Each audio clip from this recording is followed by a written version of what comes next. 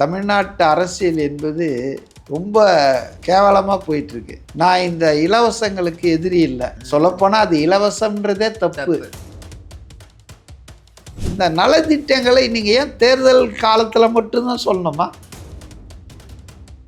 சீமானுக்கும் விஜய்க்கும் இருக்கிற வித்தியாசம் அதில் தெரியுது பாருங்க. சீமான் தமிழ்நாட்டில் எவ்வளோ வருஷம் இருந்தாலும் அவனை தெலுங்கன்னுவார். விஜய் தமிழ்நாட்டில் இருக்கிறவங்களுக்குன்னு சொல்கிறார். தமிழ்நாட்டில் இருக்கிறவங்களே அவர் அக்செப்ட் பண்ணுறாரு. விஜய் இது வரைக்கும் எந்த அதிகாரத்துலையும் ஆட்சியிலையும் இருந்ததில்லை. First time is party and contest the election. அப்போ அவங்க சொல்கிறாங்கன்னா அதெல்லாம் செய்வாங்களா அப்படின்னு நம்ம யோசிக்கலாம், வாய்ப்பு கொடுக்கலான்னு. ஆனால் திமுக அதிமுக 32 வருஷம் 30 வருஷம் ஆட்சியை பண்ணியிருக்கிறாங்க. இவங்க ஆட்சி காலத்துலேயும் இதெல்லாம் செய்யலை, இப்போ சொல்கிறாங்க இல்லையா? ஆனால் விஜய் அவர் பாஜக எதிர்ப்பு என்பது உண்மையான விஷயம். இப்போ 5 வருஷம் இவங்க ஆட்சி பண்ணியிருக்காங்க. இந்த ஆட்சியில் நாங்கள் இதெல்லாம் பண்ணியிருக்கோம், அடுத்த முறை ஆட்சிக்கு வந்தால் இன்னெல்லாம் செய்வேன்னு சொல்கிறதுக்கு இவங்களுக்கு அருகதை இருக்குது. ஆனால் அதை எதுவுமே சொல்ல மாட்டேன்றாங்க. மாறாக நாங்கள் வந்தால் 8000 டோக்கன் கொடுப்போம், என்னெல்லாம் வாங்கிக்கலாம். அதாவது லஞ்சம் கொடுக்குறாங்கன்றது தான் இது அர்த்தம். அதுவும் ரொம்ப ரொம்ப கேர்ஃபுல்லாக. நீங்கள் பழைய சாமானை கூட மாற்றிக்கலாம். ஏன்னா இவர் ஃப்ரிட்ஜு சொல்லிட்டாரு. நான் என்ன நினைச்சேன்னா, ஸ்டாலின் கோடை காலமாக இருக்க கோடைக்கால உதவித்தொகை வேற கொடுத்துருக்காரு இல்லையா, அதனால ஏசி கொடுப்பாருன்னு நினைச்சேன். அதாவதுங்க, தமிழ்நாட்டு அரசியல் என்பது ரொம்ப கேவலமாக போயிட்டுருக்கு. நான் இந்த இலவசங்களுக்கு எதிரி இல்லை, சொல்லப்போனால் அது இலவசம்ன்றதே தப்பு. மக்கள் வரி பணத்தில் கொடுத்தது மக்களுக்கு போகுது. இதெல்லாம் நலத்திட்டங்களாக தான் நான் கருக்கில் எடுத்துக்கிறேன், கணக்கில். ஆனால் இந்த நலத்திட்டங்களை நீங்கள் ஏன் தேர்தல் காலத்தில் மட்டும்தான் சொல்லணுமா? மக்கள் முன்னாடி கொடுத்த மறந்துடுவாங்கல்ல சார். அதான். அப்போ உங்கள் நோக்கம் என்னென்னா, ஆரிய கூத்தாடினாலும் தாண்டவ கோனே, காசு காரியத்தில் கண்வையடா தாண்டவ கோனேன்ற மாதிரி நீங்கள் எல்லாம் இந்த ஓட்டுக்காக தான் இவ்வளோ வேலை பண்ணுறீங்க. உங்களுக்கு மக்கள் நலனும், நான் இதை ஃப்ரீ பீஸுன்னு மோடிலாம் திட்டுற மாதிரிலாம் சொல்ல மாட்டேன். மக்கள் வரி கட்டுறாங்க, அவங்க வரி கட்டின பணத்தில் ஒரு பகுதி மக்களுக்கே திரும்பி வருது. இது welfare scheme. Our country is a welfare state. அதனால் அது ஒன்றும் தப்பாக இல்லை. ஆனால் டைமிங் தான் இதில் பிரச்சனை. டைமிங். கோடை காலம் போன வருஷமும் வந்துதா இல்லையா? அதுக்கு முந்தின வருஷம் வந்துதா இல்லையா? அதுக்கு முந்தின வருஷம் வந்துதா இல்லையா? அப்போல்லாம் கோடை காலத்தில் மக்கள் அவதிப்படுகிறார்கள் என்ற உணராத மு.க. ஸ்டாலின் எலெக்ஷன் இயரில் கோடைக்கால உதவித்தொகை கொடுக்குறாருன்னா, இப்போ குளிர்காலம் வந்திருந்தால் குளிர்கால உதவித்தொகை சொற்றெல்லாம் வாங்கிக்கிறதுக்கு அதுக்கு ஒரு 5000 ரூபாய் கொடுப்பாரா? அப்போ இது தவறுன்னு நான் சொல்ல மாட்டேன். மக்களுக்கு நலத்திட்டங்கள் கொடுப்பது, இது போல் உதவி செய்வது, இதை நான் தப்புன்னு சொல்ல மாட்டேன். ஆனால் நீங்கள் செய்கிறது பூரா அந்த எலெக்ஷனுக்கு 1 மாதத்துக்கு முன்னால். நான் கூட ஒரு டிபேட்டில் கேட்டேன். இப்போ அதாவது விஜய் இது வரைக்கும் ஆட்சியில் இருந்ததில்லை. அவர் சொல்கிறது எல்லாமே சில விஷயங்கள் அந்த தேர்தல் அறிக்கையில் அன்றைக்கி இளைஞர்களுக்கு சொன்னார்ல. அதாவது வேலை இல்லாத இருக்கிற 29 வயசாயும் எந்த வேலையும் கிடைக்காத பட்டதாரிகளுக்கு 4000 ரூபாய் மாதம். அதே போல் டிப்ளமோ படித்தவங்களுக்கு 2500 மாதந்தோறும் நான் தருவேன். ஆனால் அது அவங்கள வேலையிலே இல்லாமல் வச்சுக்கிறது இல்லை, வேலை தேடுவதற்கான ஒரு ஊன்றுகோல் அதுன்னு சொன்னார். இது நல்ல விஷயம். இப்படி தான் யோசிக்கணும் அரசியல் கட்சிகள். சும்மா நாட்டி மிக்சி கிரைண்டரு சுற்றி இப்படி யோசிக்கக்கூடாது. பெண்களை சுற்றி சமையலறையை சுற்றி யோசிக்கிறது. இவங்க பார்வையெல்லாம் ஓட்டு மேலே இருக்குது. ஆனால் அவருக்கு அதாவது ஒரு ஜெனரேஷன், ஒரு எதிர்கால தலைமுறை பற்றி யோசிக்கிறாரு. அதனால தான் அவர் அன்எம்ப்ளாய்மெண்ட் அலவன்ஸு, அதே போல் 75% நம்ம மாநிலத்தை சார்ந்தவர்களுக்கே வேலை கொடுக்குற தனியார் நிறுவனங்கள் கம்பெனிகளுக்கு நான் வரி சலுகை ஜிஎஸ்டிலையும் எலக்ட்ரிசிட்டிலையும் தருவேன்றாரு.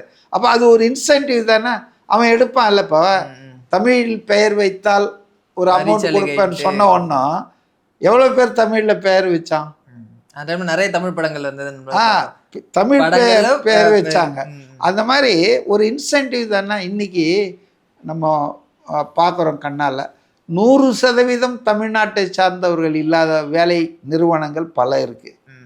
பெங்காலிஸ், யூபிஸ் எல்லாம் இருக்காங்க. நம்ம வந்து அவங்களெல்லாம் வேலை கொடுக்கக்கூடாதுன்னு சொல்ல. ஆனால் தமிழ்நாட்டை சார்ந்தவர்களுக்கு ஒரு முன்னுரிமை கொடுக்கணுமா வேணாமா? இப்போ உதாரணத்துக்கு சில மாநிலங்களில் இந்த மாநிலத்தை சார்ந்தவர்களுக்கு தான் வேலைன்னு சொல்லியிருக்காங்க. அரசு வேலைகளில் சட்டமே போட்டிருக்காங்க. நம்ம அந்த மாதிரி மோசமாக போவோன்னா, ஏன்னா நம்மெல்லாம் இந்தியர்கள் அப்படின்னு நம்ம நினைக்கிறோம். ஆனால் முன்னுரிமை வந்து தமிழ்நாட்டு இருக்கிறவங்களுக்கு கொடுக்கணும் அப்படின்றது தானே. தமிழர்னு சொல்ல அவர் நல்லா கவனிங்க. There is a difference between Tamils அப்படின்றதுக்கும் தமிழ்நாட்டில் இருப்பவர்கள்ன்றதுக்கும் வித்தியாசம் இருக்குது. ஒரு ஆள் 10 வருஷமாக தமிழ்நாட்டில் வந்துட்டான்னா இன் ஆல் பர்பஸ் அவன் தமிழனை தான் நம்ம ஏற்றுக்கணும். அவன் தாத்தா ஆந்திராவில் இருந்தார், அவன் உப்பாட்டன் வந்துட்டு காசியில் இருந்தான், இதெல்லாம் பேசக்கூடாது. ஒரு ஆள் 10 வருஷம் 5 வருஷம் இருந்துட்டாருன்னா அந்த மாநிலத்துக்காரராக அவர் மாறிடுறார். அப்போ அதில் ரொம்ப கேர்ஃபுல்லாக சொல்லியிருக்காரு பாருங்க. இப்போ நம்ம சீமானுக்கும் விஜய்க்கும் இருக்கிற வித்தியாசம் அதில் தெரியுது பாருங்க. சீமான் வந்து தமிழ்நாட்டில் எவ்வளோ வருஷம் இருந்தாலும் அவனை தெலுங்கன்னுவார்.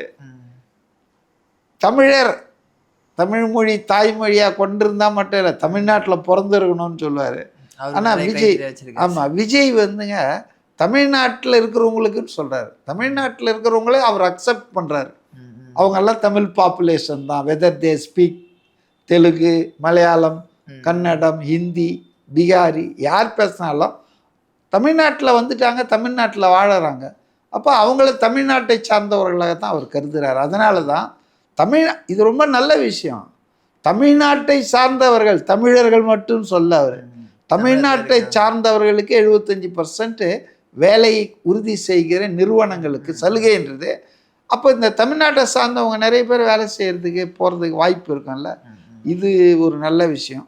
அடுத்தது பிணையில்லா எஜுகேஷன் லோன், ஒரு 20 லட்சம் ரூபாய் வரைக்கும், PhD படிக்கிற வரைக்கும்.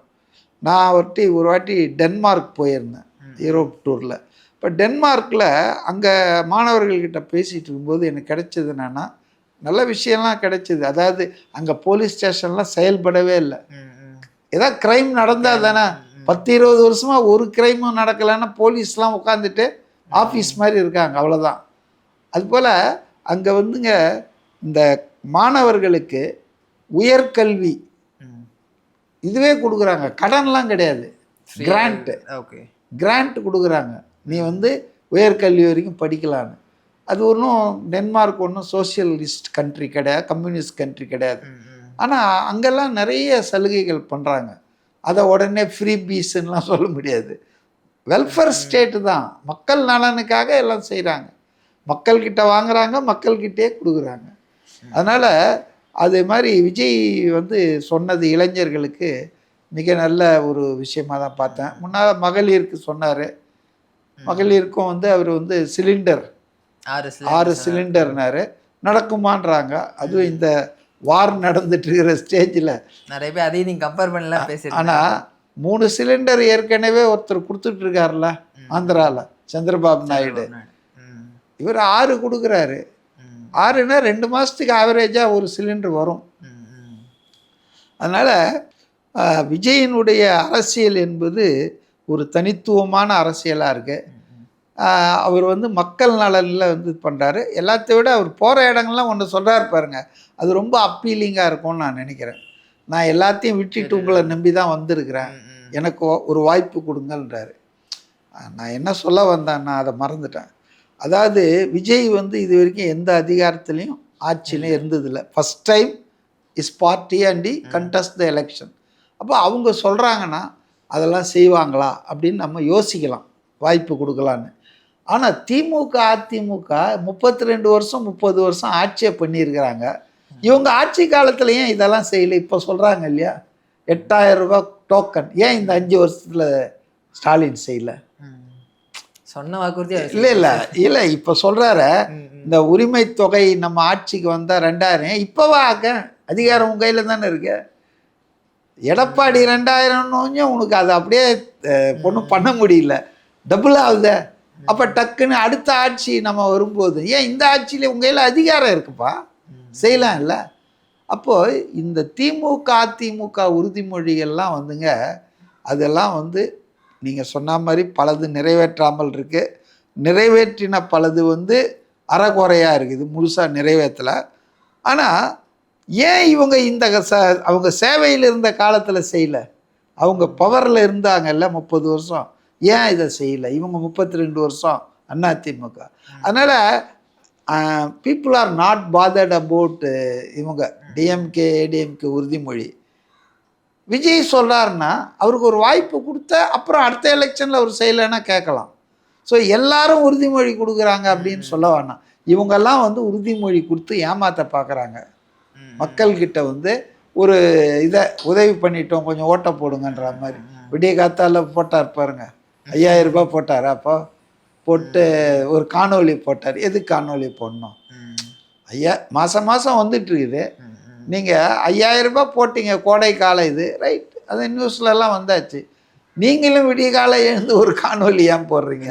நான் தாங்க போட்டிருக்கேன், ஓட்டு பார்த்து போடுங்க. அப்போ ஓட்டை பொறுக்கிறதுக்காகத்தான் நீங்கள் செய்கிறது, மக்கள் நலனில் மனசை வச்சு இல்லை. விஜய் வந்து மக்கள் நலனில் மனசை வச்சு செய்கிறாரு. அதனால் மக்கள் அவருடைய அப்பீல் கொடுக்குறாரு இல்லையா, எல்லாத்தையும் விட்டு. உண்மை தானே அது? அவருடைய சம்பளம், தொழில், வியாபாரம் எல்லாத்தையும் விட்டுட்டு மக்களுக்காக வரேன்னு சொல்லிட்டு வந்துட்டாரா? கமல்ஹாசன் வந்தாரா? அந்த மாதிரி எல்லாத்தையும் விட்டுட்டு வருவாரா? அவர் பார்ட் டைம் பொலிட்டிஷியன் சார். அவர் பார்ட்டியே விட்டுட்டாருங்க இப்போ சார். அது இப்போ இல்லை சொல்கிறேன், அவர் பார்ட்டியே விட்டுட்டாரு. அவரை யாரும் ஒன்றும் சொல்லி பார்ட் டைம் பொலிட்டிஷியன்னு. அவர் தான் என்னவோ பாஜக நுழைவதை எதிர்த்து நான் திமுகவில் இருக்கிறேன்னு விஷயம் பேர். இவருக்கு என்ன தெரியலன்னா, கமல்ஹாசனுக்கு பாஜகவும் திமுகவும் ஒன்றா இருக்காங்க, பிஹைண்ட் த சீன் அப்படின்னு தெரியல இவருக்கு. இல்லைன்னா ஏன் திமுக மேலே எந்த நடவடிக்கையும் எவ்வளோ ஊழல் வந்தாலும் வரல? அதே மாதிரி தான் கேரளாவில் ராகுல் காந்தி ரொம்ப கரெக்டாக இன்றைக்கி பேசியிருக்கார் கண்ணூரில். நான் கேட்டேன், அதாவது பாஜக எல்டிஎஃப் 2 பேரும் ஹேண்ட்ஸ் இன் க்ளோ ஒன்றா இருக்காங்க. அதனால தான் அவங்க வந்து காங்கிரஸை எதிர்க்கிறாங்க, காங்கிரஸ் வந்துடக்கூடாதுன்னு. ஸோ பாஜக அங்கே ஆட்சிக்கு வர நிலைமை இல்லை. உடனே என்ன பண்ணுறாங்க, அந்த சிபிஎம் எல்டிஎஃப்க்கு ஆதரவு கொடுக்குறாங்க. இதுதான் இவங்க பாஜக எதிர்ப்பு என்பது. இதெல்லாம் சும்மா மாய்மாலம். ஆனால் விஜய் வந்து அவர் பாஜக எதிர்ப்பு என்பது உண்மையான விஷயம். அவருக்கு எவ்வளோ அழுத்தம் கொடுத்தாங்க, எவ்வளோ அவர் கையை முறுக்க முயற்சி பண்ணாங்க. அவரை ப்ரொடியூஸ் பண்ணால் ஒரு படத்தை வச்சு ஜனநாயக கடைசி படம், அதை இன்னை வரைக்கும் வரவிடாமல் பண்ணிட்டாங்கல்ல. இப்போ எதுக்காக இதை வந்து வெளியிடாமல் இருக்காங்க? ஸோ அதனால் வந்துங்க, விஜயினுடைய உறுதிமொழிகள் தனித்துவமானவை. அதை நம்ம கொஞ்சம் சீரியஸாக பார்க்கலாம்.